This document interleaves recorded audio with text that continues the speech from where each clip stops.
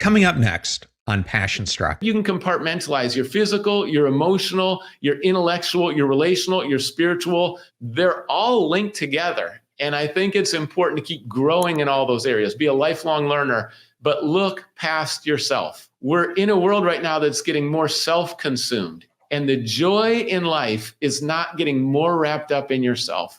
It's actually looking beyond yourself. Yes, we need self-care. Yes, take care of yourself. Yes, have good boundaries, get some exercise, get sleep, all those good things. But you really come alive and you learn that serving is life. And when you can help somebody, that's when life is as good as it can be. So wherever you show up, don't show up just to be served, but to serve and to make a difference. Welcome to Passion Struck. Hi, I'm your host, John R. Miles, and on the show, we decipher the secrets, tips, and guidance of the world's most inspiring people and turn their wisdom into practical advice for you and those around you. Our mission is to help you unlock the power of intentionality so that you can become the best version of yourself. If you're new to the show, I offer advice and answer listener questions on Fridays. We have long-form interviews the rest of the week with guests ranging from astronauts to authors, CEOs, creators, innovators, scientists, military leaders, visionaries, and athletes. Now, let's go out there and become Passion Struck.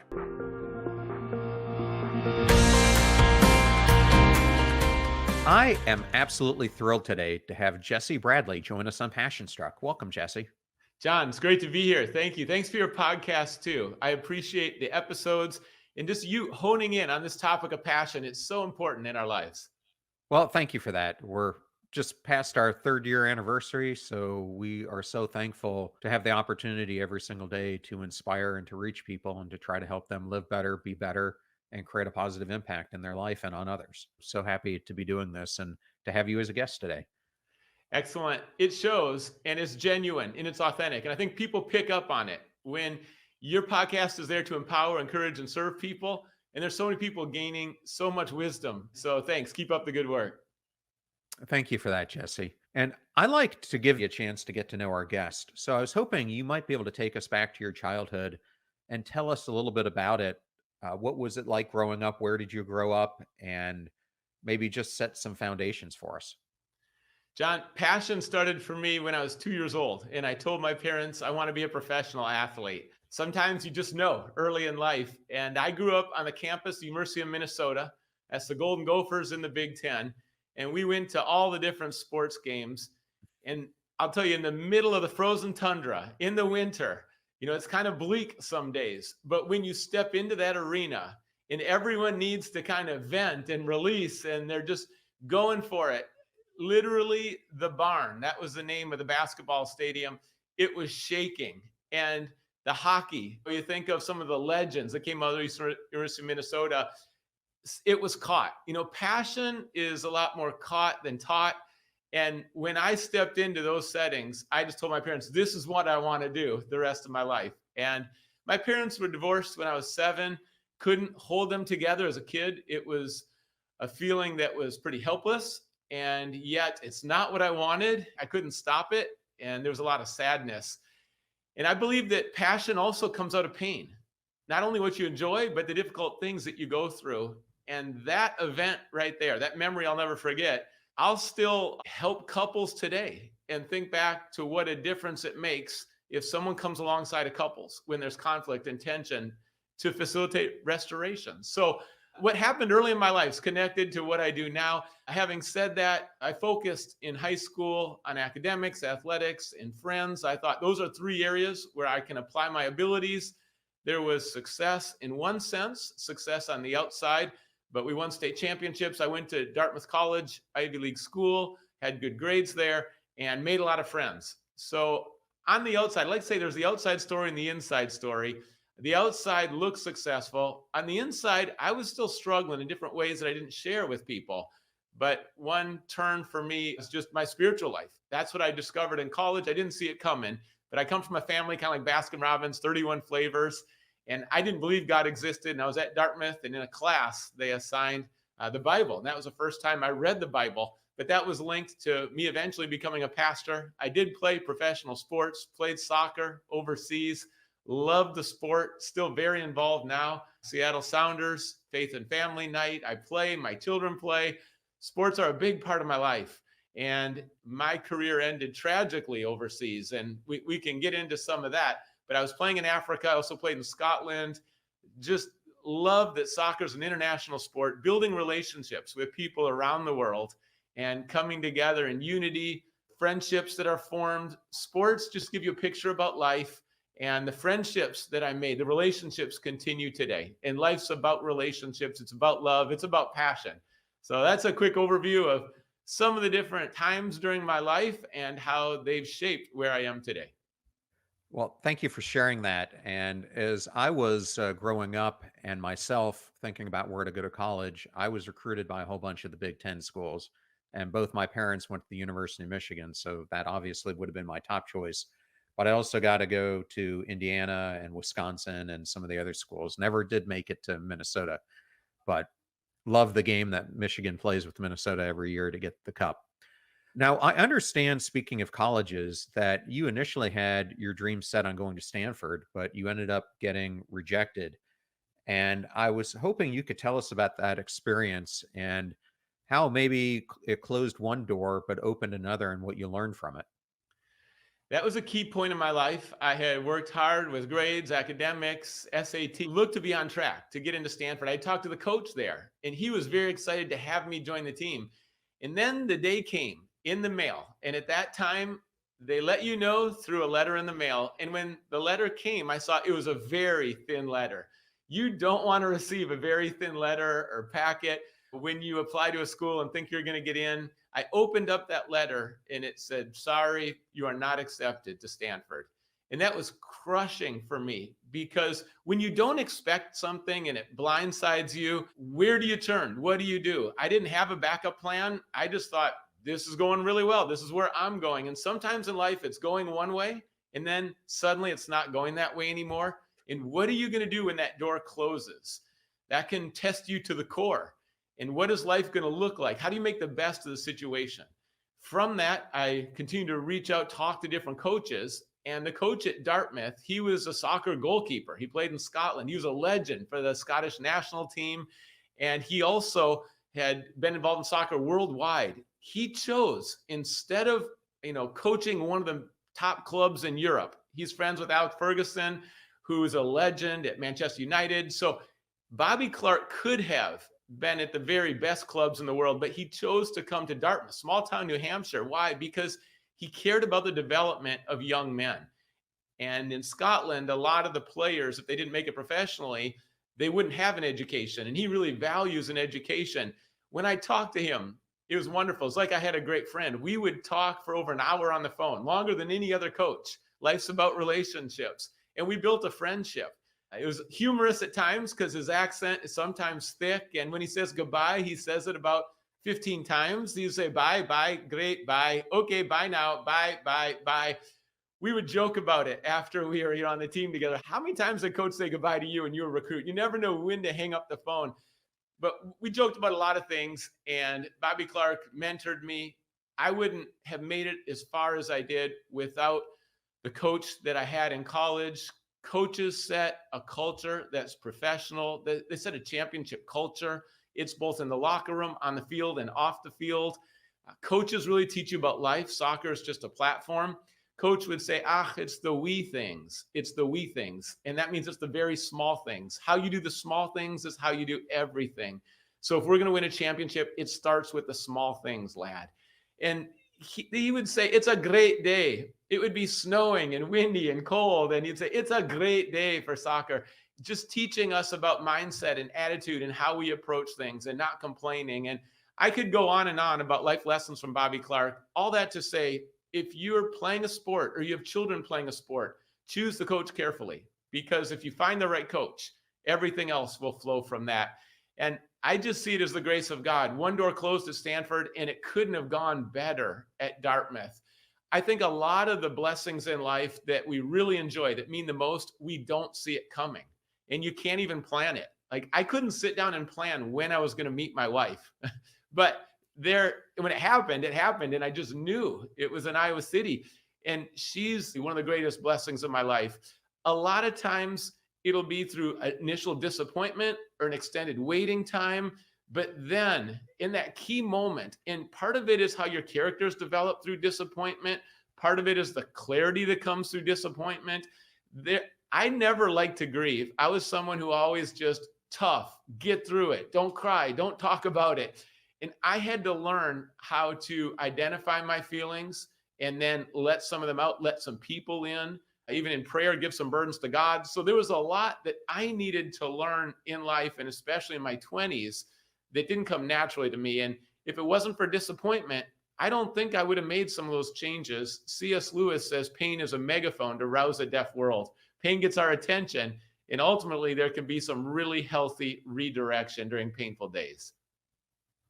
Well, thank you for sharing that. And I have an interesting, unrelated story, except it involves Dartmouth. And that was over the weekend.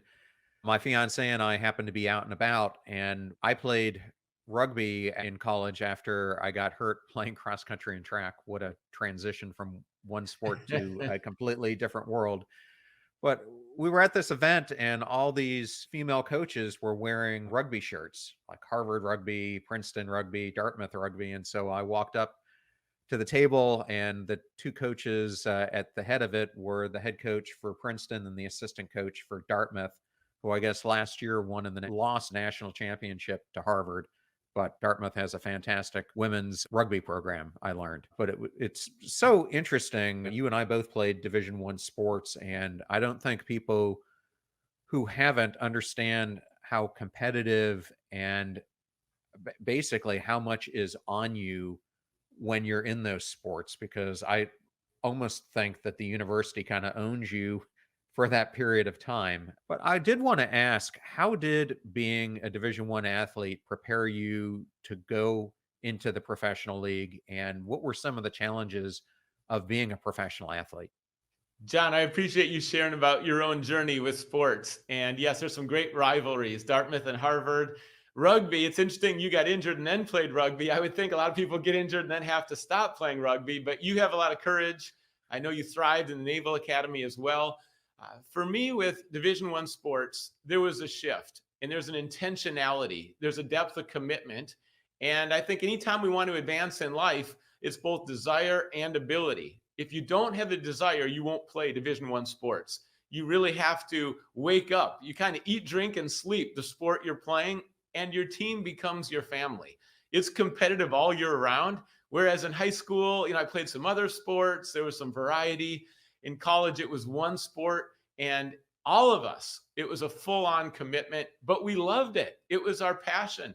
And there's moments that I'll just never forget, whether it's on the bus or road trip or playing a game, and the bond that happens anytime you're on a team. And it could be at work, could be serving in your community, maybe a project overseas, you're bringing clean water to kids. Anytime you're on a team where you can make a difference in the world, you can set goals, and then you figure out how to bring out the best in each other, and you have different roles, and there's teamwork involved, and you serve together, you suffer together. There's a bond that just keeps getting deeper and deeper. And that's what we experienced at college, at Dartmouth. And those friends will be friends for the rest of my life. And you probably have moments, John, going through the Naval Academy where it's like those people are going to be with you for the rest of your life. And it's a special relationship as well.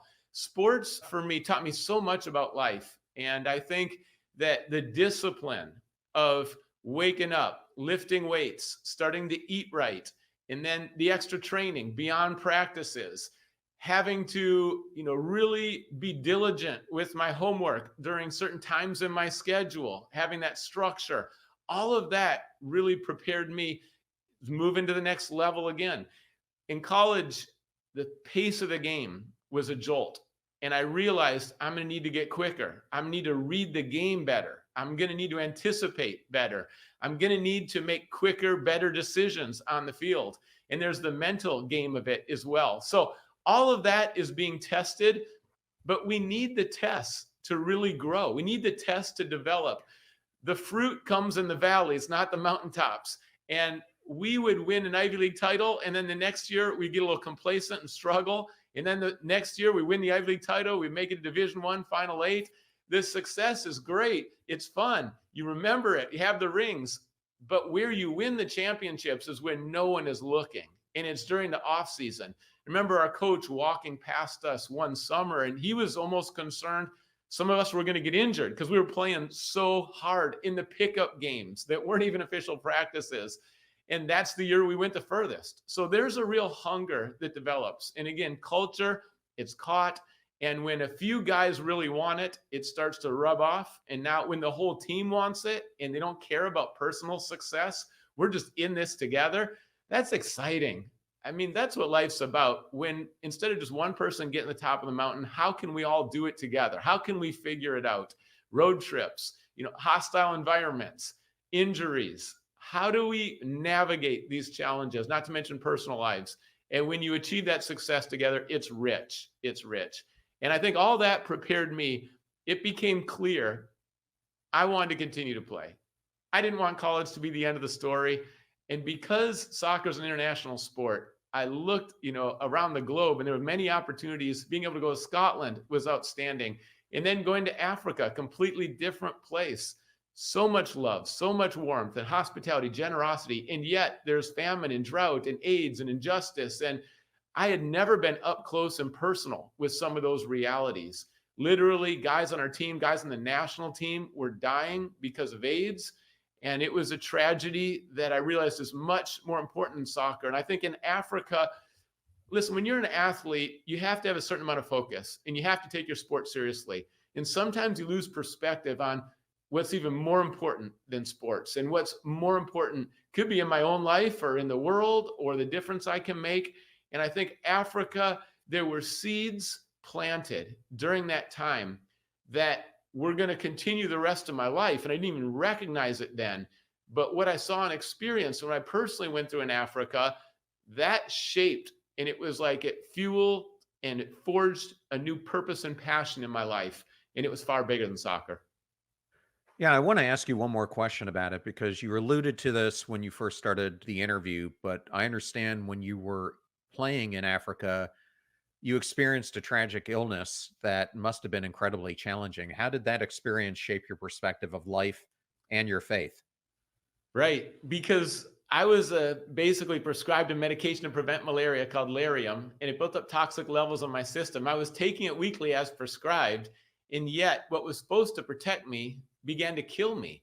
And there were so many physical symptoms, I could name 10, but the most serious was with my heart, tachycardia, racing heartbeat, 160 beats a minute, sitting still, not to mention atrial flutter in addition to that, and then heart murmur, skip beats. There was so much pain, John, on the left side of my chest during the day and the night. I couldn't sleep. I couldn't even lie down to go to bed because of the pain. My heart was beating so rapidly, and the drug inhibits the inhibitors, so I couldn't regulate my heartbeat. And then in addition to that, the psychological side effects included panic attacks and waves of depression. I had never experienced this before, and yet it was all happening within my own body. My body's my livelihood as a professional athlete, and it felt completely out of control. And I flew back to America, paid out of pocket. Here's Stanford. I went to a physician in Stanford, and he was the first doctor who said it could be side effects of the malaria medication. Now, he didn't think it was that, but he mentioned it. And I'll tell you, I started to pray at that time, and I just had the simple question, what's going on with my body? What is it?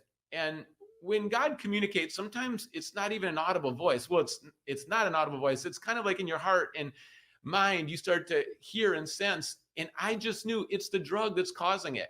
So I told all the physicians who insisted that I take the drug for another month as prescribed, because malaria can be latent in your body. And if you have malaria on top of whatever else I had, they thought I would die. I told them, no, I'm not going to take it. We had my blood sent to the Center for Disease Control. They sent it back weeks later, confirmed there's toxic levels of the medication in my system. And if I didn't make that decision, I probably wouldn't be here. And I was fighting for my life for a year, John. It took 10 years to fully recover. But the things that happened that were so good during that time, I was in survival mode in the moment. But now I can look back and say, that's when I started to have a gritty gratitude and intentionally find 10 things every day and give thanks for those 10 things. That's when my prayer life changed. Instead of just an intellectual quick prayer, I started to pour out my heart to God. That's when my identity shifted, because John, my identity was in success, performance-based identity is a cruel trap because I was inflated, deflated, pride, shame. It was a roller coaster ride. And I realized I can't have my identity in sports if I'm not an athlete anymore. I can't have my identity in school and grades if I'm not a student. I can't have my identity in something I can lose, even my own health. So the love of God is always with me. And that became, I call it grace, an undeserved gift. That became the anchor, the place where I would place my identity.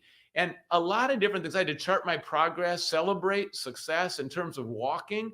If you have a long-term recovery, it feels like you're never improving. But I would look back 6 months and say, I can now walk 5 more minutes without my heart escalating so fast. I can walk up the hill without a racing heartbeat. And I had to celebrate those milestones too, building on islands of strength. And it was like a transformation on so many levels for me at the same time. But I discovered a hope that's greater than our challenges. And hope is a confident and joyful trust in someone or something. And hope is available to everyone. I didn't feel like hope was available. I felt hopeless at the time. It felt like my life's never going to get better. I didn't have a backup career. My parents had moved to California and I didn't have friends around. I was starting in my parents' basement, literally the bonus room in the basement. And they would watch me or listen to me through a little child monitor at night to make sure there's no emergency. I mean, that's how low it felt like everything in my life was. And yet there was hope. And from that hope, I started to take some steps forward. And there's things you can do to cultivate hope in your life. And a key piece for me is my mind, my mindset, my thoughts, the renewing of my mind. And I couldn't control so many things that were happening in my body, but I could be intentional about my thoughts. And I ended up writing a book. John, I know you're an author too. You know what it's like putting a book together. But I felt like I had to write this book because our thoughts, they really form the direction of our life. And it's easy to have a first thought that's negative, that's selfish, that's destructive, that's not accurate. And that's like a hope thief. And I had to say no to the hope thieves and then be intentional. Now I call it the power of the second thought. But I had to learn that new habit. Hope is habitual. When you cultivate habits, hope grows. And that was one of the habits I started to really daily make sure I was doing. So, Jesse, one of the things that I often talk about on this show is the power of reinvention. And there have been so many times in my career where I have had to navigate unexpected detours and difficulties. One I often talk about was I was a practice leader at Arthur Andersen. Things were going great. And then out of the blue, we heard we're being investigated by the SEC for auditing practices on Enron. They're in Houston. Everyone's telling us everything's going to be fine. In fact, the leadership would do calls with us and tell us this is all a bunch of noise. Nothing's going to happen to the firm. And 2 weeks later, I lost my entire book of business. About 3 weeks later, was out of a job. And so I understand these unexpected detours extremely well. Your book is called The Power of Second Thought, and you just kind of introduced it. But I wanted to talk a little bit about hope. You and I, as we were preparing for this interview, were sharing some different statistics that we both have seen, and statistics from the Census Bureau, the American Psychological Association, the Center for Disease Control, as well as studies that have come out on a global scale, highlight the prevalence of hopelessness, stress, and despair in society. How do you believe your work with hope habits can address these issues on a larger scale? We need hope. We're designed to receive hope every day and to give hope every day. And when we do that, we're fully alive. But sometimes we retreat, we get fearful, we get intimidated. We're in a cave. And what are we doing in the cave? And a lot of times you don't hear, maybe from your parents or from school, how do you have a life of hope, of an indestructible hope, of a strong hope, an inspiring hope? And that's where I'd like to say hope is available. Hope is habitual. You can cultivate habits. And John, I was talking about the power of the second thought. We all have thousands of first thoughts every day. And yet National Science Foundation says most of those are not helpful. So this is what you can do real practically. Let me give this practical piece. First, recognize your first thoughts. That's think about what you're thinking about. What are the thoughts during the day? Are they true? Are they noble? Are they good? You don't have to harbor, believe, or entertain a negative first thought. You wouldn't welcome a thief into your home and say, here, want my credit card? Can I make you dinner? Stay for a couple of days. You kick that first thought out and you say, not in my house. So recognize what you're thinking about and then reject what is not good, what is not going to build up your life and build up other people. As you reject that, the third step is replace it with an intentional second thought. Choose something. It could be a sentence. For me, I chose a Bible verse. And, perfect love drives out fear. I would say that when I'm fearful. There's a lot you can choose from. It could be from a song or a sentence you read in a book somewhere, but have an intentional second thought that you go to, that you replace it with, and that's going to redirect you, recalibrate you. And now you're going in the right direction. When you renew your mind, it's going to change the way you respond to people, the words that you speak. It's going to change your attitude. Everything flows out of our thoughts. That's a habit we can all cultivate during the day. I was a goalkeeper on the field, paid to keep the ball out of the back of the net. And I was in goalkeeper mode in between my ears, making sure that first negative thought's not going to be lodged in the back of my mind, but I'm going to reject it. There's a lot of people who have guilt and shame, and they need to throw away the old tapes, throw them into the bottom of the sea and say, no more fishing. That's what Corrie ten Boom says. And we need to be intentional about eliminating some of those thoughts that are stealing our peace, stealing our joy. As we do that, hope is going to grow. I also like to share that hope is relational. There's nothing greater in life than love, and the quality of your life, it's linked to the quality of the relationships. I'm a doer. I like to take the next mountain. I like to have goals. I like to be active. And I realized that even if I can have great grades, win championships, be an outstanding goalkeeper, even if I, in the action-oriented areas of my life, have success, if my relationships aren't healthy and strong, the quality of your life, it's linked to those friendships. Harvard's done research about the longevity of life and whether you have a close community or not. Harvard also did research on human flourishing and found that if you're active in your faith, you have more generosity and service and forgiveness and joy. So there's research done, but life's about relationships. And I say with friends, with family, but also during the week where you live, work, learn, or play. It's how you treat people. And for me, life boils down to loving God, loving people. All that builds hope.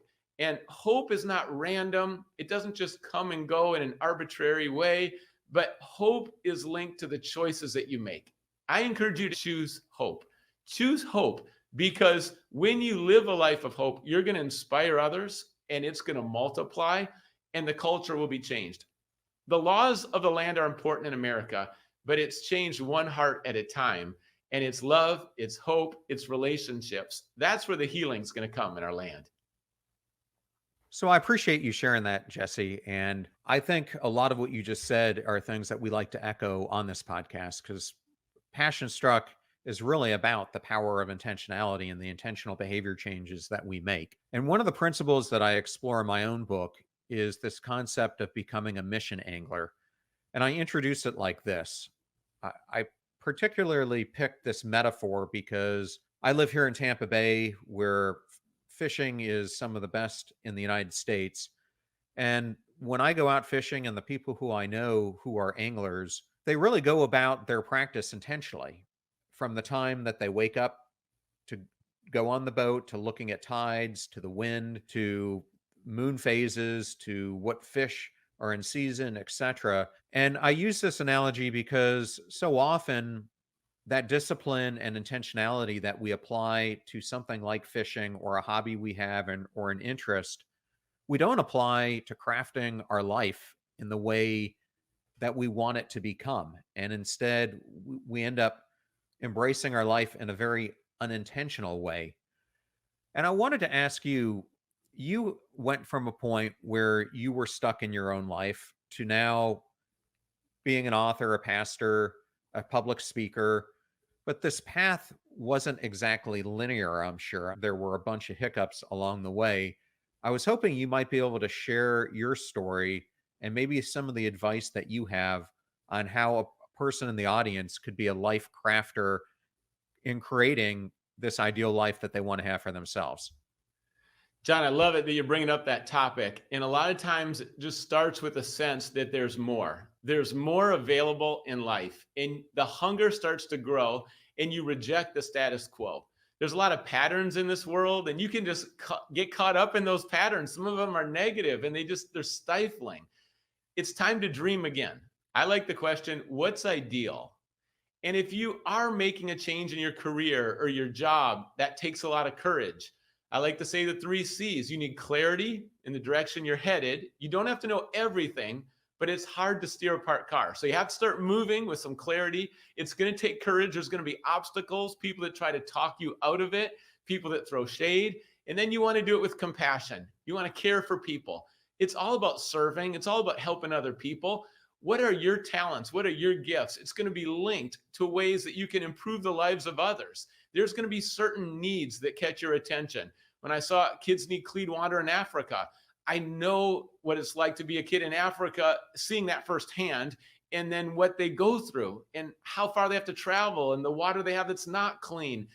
And we take clean water for granted in America a lot of times. So that's why we have from our church hundreds that run, and we make sure that we can provide clean water for kids in Africa. Sometimes it's the need that's the call. And when you start to venture out into a new area, just start serving. Start serving and using your gifts. It could be as a volunteer, and then maybe a part-time job turns into a full-time job. As you start to serve, you're going to gain experience, and the direction will be refined. What you're going to see is certain things you say and do really work. And there's going to be people who tell you and confirm and are grateful. And then you're going to learn about yourself and how you're wired. I say it's one prayerful decision at a time, because our maker knows us, just like we have appliances in our house and we go to the maker when we have questions. This is a great journey. Life is a gift. Every day is a gift. Don't take it for granted. And we have so many capabilities now between podcasts like yours, John, and think of also your new book. How many lives, the ripple effect, because you were intentional. You had a passion and you wanted to empower people, encourage people. So you took a step. It's a step of faith. We're going to risk. We're going to be vulnerable. We're going to fail. That's par for the course. But I believe when passion comes, it's kind of like those old birthday candles where the light comes on and someone blows it out and then the light comes back on. You know, those trick candles, and then someone blows it out and the light comes back on. We have 4 children, and one of the children we adopted. And there were so many people who tried to talk us out of adoption, say it's a bad idea. It's too big of a risk. Don't do it. It's not for you. You already have 3 kids. I mean, can't tell you. It's surprising. It might be surprising for you when you have a vision and a passion who's not supportive.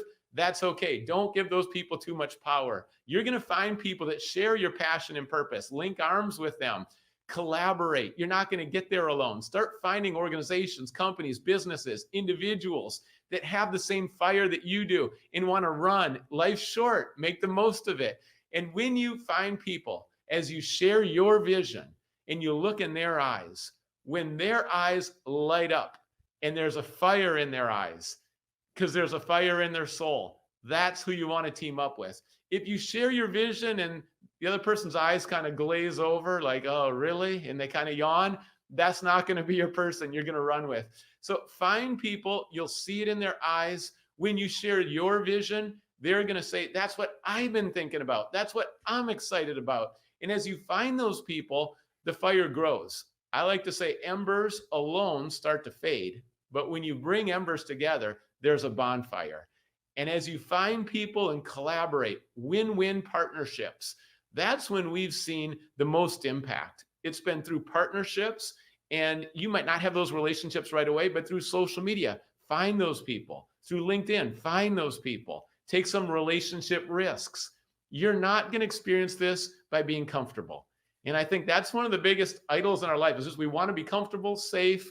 It's not going to happen in that zone. So you're going to need to be vulnerable, take some relationship risks. There's going to be a lot of rejection, but it'll be worth it. Find out in life what mountains are worth dying on. Not all mountains. There's a lot of unnecessary conflict we don't need, but there are certain causes where it's worth the extra time and energy. It's worth the opposition, overcoming the obstacles, going the extra mile consistently, not just once in a while. And when you find that lane, you come alive. I feel like, John, if I wasn't paid for what I do, I would still do the exact same thing, because when I wake up in the morning, I'm excited to do this. Like, this is why I was made. It's to come alongside of people and to help them discover their passion, to help them know how loved they are, to help them think through their inner life, their thoughts, their faith, their soul. And I didn't have anyone that walked me through in that journey, but once I tasted and I could see how good it is, I can't stay quiet. I can't contain it. And it's not for everybody, but I want to give everyone an opportunity to say, your life, it can be abundant. And I share what changed my life. And I like to do it in a way that's just genuine, not forced, no pressure, manipulation. But whether I'm talking about Jesus, whether I'm talking about the impact soccer had, hope and how I discovered it, habits, our mindset, our intentional thinking, there's just a lot of things that are combined together for me, because I don't think we can compartmentalize. To some degree, we like to, but I don't think you can compartmentalize your physical, your emotional, your intellectual, your relational, your spiritual. They're all linked together. And I think it's important to keep growing in all those areas, be a lifelong learner, but look past yourself. I'll just say that, John. We're in a world right now that's getting more self-consumed. And the joy in life is not getting more wrapped up in yourself. It's actually looking beyond yourself. Yes, we need self-care. Yes, take care of yourself. Yes, have good boundaries, get some exercise, get sleep, all those good things. But you really come alive and you learn that serving is life. And when you can help somebody, that's when life is as good as it can be. So wherever you show up, don't show up just to be served, but to serve and to make a difference. Yeah, Jesse, there are a couple of things I wanted to highlight there. The first is a lot of people think that you need to have confidence before you act, and they get the whole equation wrong. Action leads to building confidence and courage, which leads you to create more action. So I think that's an important thing for people to understand. And you've hit on now the Harvard adult study of aging a couple times, which is what I think you're referring to, where Harvard ended up studying two groups of individuals, some who were privileged, including John F. Kennedy, and another group who were on the other side of the train tracks who weren't privileged. And what they found was that the amount of money you made, the amount of wealth that your family had, the amount of success that you had or failure didn't really matter. What mattered were a few things, relationships being the top of that pyramid. And Harvard has done a lot of research on flourishing, but so has University of California, Berkeley, and their Greater Good for Science Center. And this is something I wanted to touch on because one of my favorite people there is a guy named Dacher Keltner, who's been doing research on awe and self-compassion. And it was interesting to me as I read his book that when we think of awe, we think of awe at the birth of our children, which you and I both have, and maybe winning a national championship or an Ivy League championship or a Premier League championship. And those definitely can bring awe in your life. But what shocked me is he worked for years with prisoners on death row at San Quentin.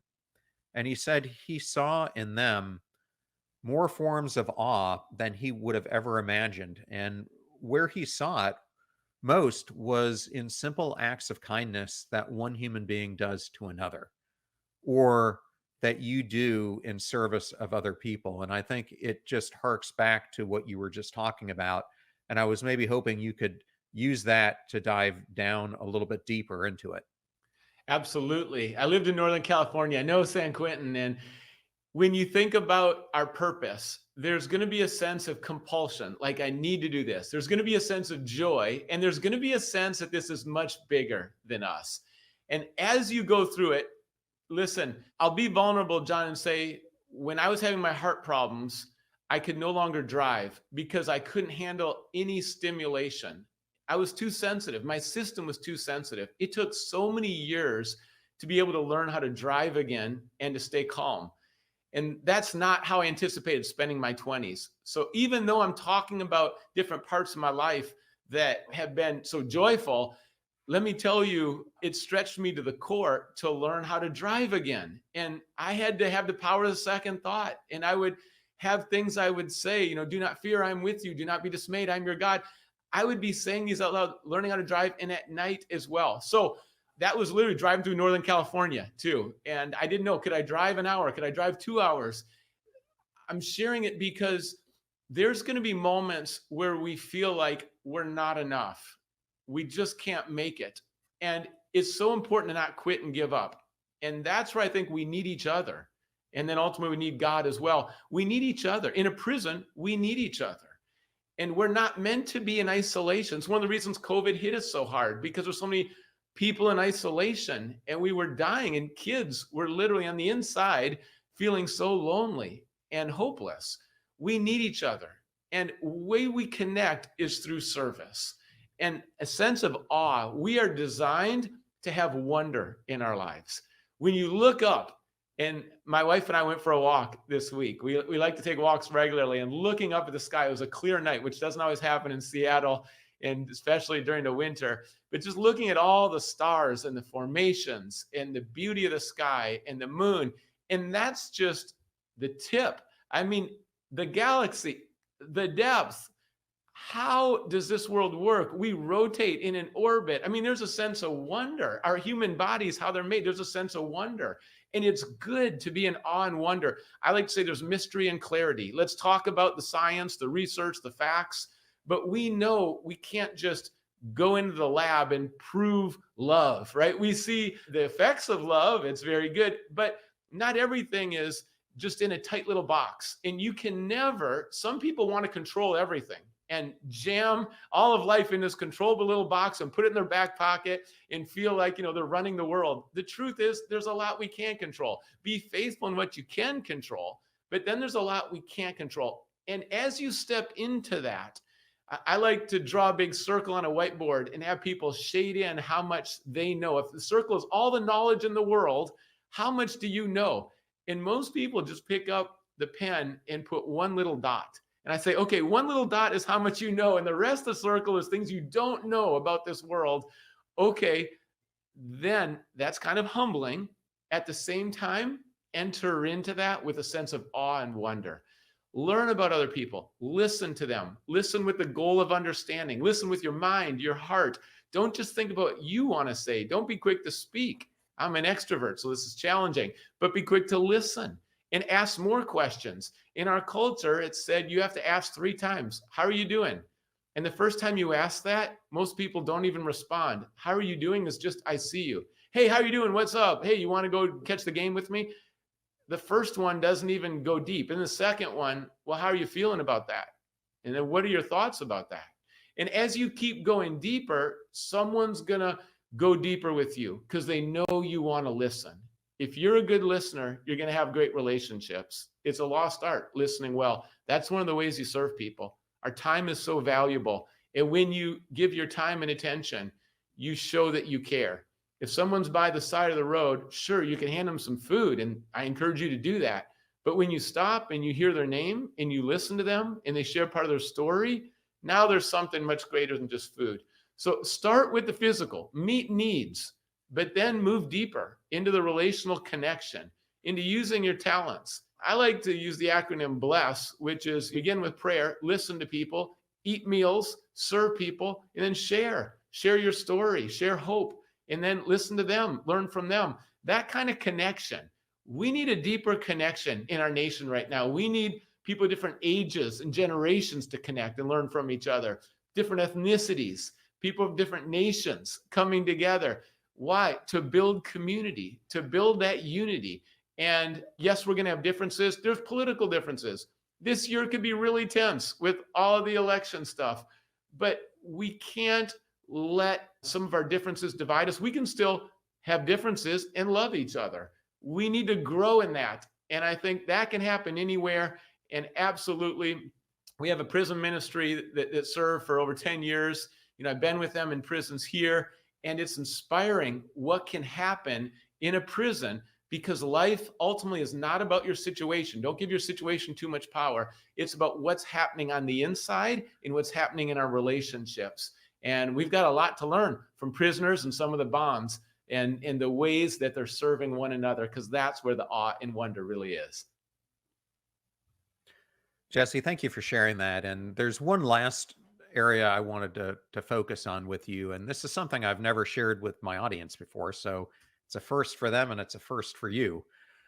About 20 years ago, one of my rugby teammates from the Naval Academy, Mike Rubel, came to me. I was working at Lowe's at the time, and he brought forth this idea of a nonprofit that we could do together to bring clean water to children and families throughout the world. And we actually found a patent at Clemson that we got ownership of to use that would allow us to introduce something called the water stick, which was going to be a device that, especially in Africa and other third world countries, if they had a low enough water table, meaning you could get to it in somewhere between 3 and 10 feet, this stick could be put in and it had a purification system in it that for basically $50 to $75 a pop, you could give uh, portable water to a whole family, or in some cases, a whole village.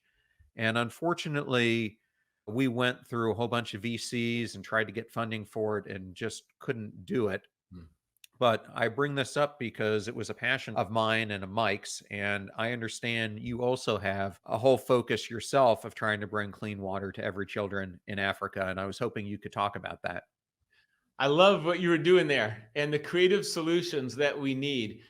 We can't just keep doing the same thing and expect different results. And we have a lot of creativity, and we have enough people that complain. We have enough people that gossip or slander or criticize, critical spirit. What we need today is people who find solutions and take risks. With innovation, John, there's going to be a lot of ideas, and some of them are going to go further. And you might be surprised by the ones that work, and then other ones, okay, mid course redirection. Let's learn from that, and then let's improve it.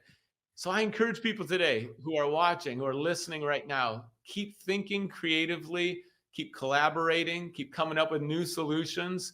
And as we do that, we can provide water. We can provide, over the next 10 years, we can provide clean water for all the kids in Africa.